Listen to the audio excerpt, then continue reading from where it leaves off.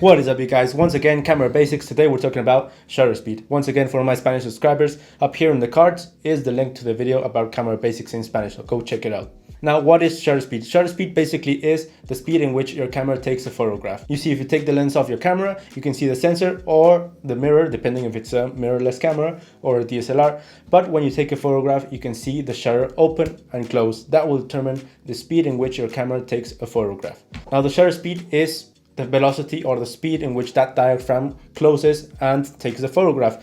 Let's say that you're taking a photograph of an athlete running a 100-meter sprint, capturing that precise moment that you want. For that, you want to use a high shutter speed, maybe a 1 LV 400th of a second. That means your camera is going to take a photograph in that fraction of a second. 1/4000th of a second is going to snap the shutter speed wide open and close it. That means your image is going to be precise and crisp. Now, the faster your shutter speed closes, the less amount of light is going to go into the sensor because it's opening up for just a fraction of a second.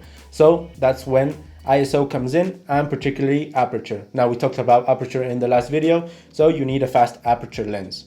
Now, opposite to that, maybe you want to capture the blurriness of the movement of the legs of that athlete and the arms and everything. So in that case, you drop the shutter speed all the way down to maybe 1/100th of a second.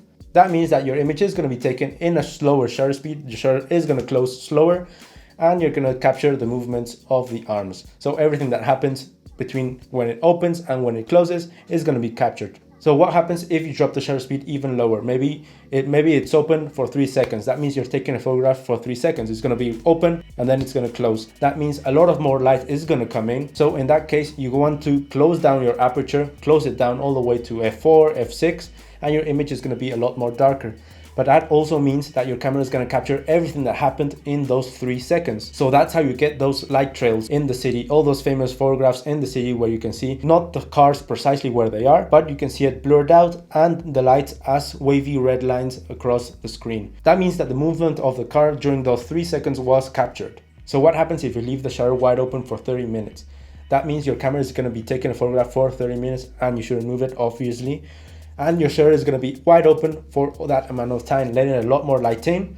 And for that, you want to drop down the aperture, maybe to an f22, so your image isn't overexposed. And now if you do that, it's not only going to capture a lot more light, but also whatever happens in front of it. So let's say that you're pointing it at the starry night at the sky, so you're going to get those beautiful light trails, and probably they're going to be curved due to the movement of the stars. So that's how you get long exposure photography. So that's shutter speed in photography. And in filmmaking and videography, there's basically only one rule that you need to use every time in order to get a very crisp and natural looking image. Your shutter speed must be the double of your frame rate. I really want you to grasp that in, because that's how you get cinematic footage. So what does that mean? That means that if you're shooting at 24 frames per second, your shutter speed must be 1/50.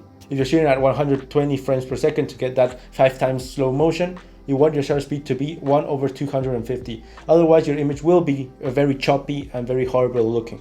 So what does shutter speed have to do with frame rate? It basically has to do with the human aesthetic, or what we see through our human eyes. Now, when a car drives by at very fast speed, we don't see the car in focus as it drives by. We see it stretched out and blurred out. So what we want to do with doubling the shutter speed to the frame rate is create that blurriness that the human eye sees. So the image is a lot more organic, a lot more cinematic, and more referral to what we see or our aesthetic. Otherwise, your image is going to be very choppy, as everything is going to be in focus.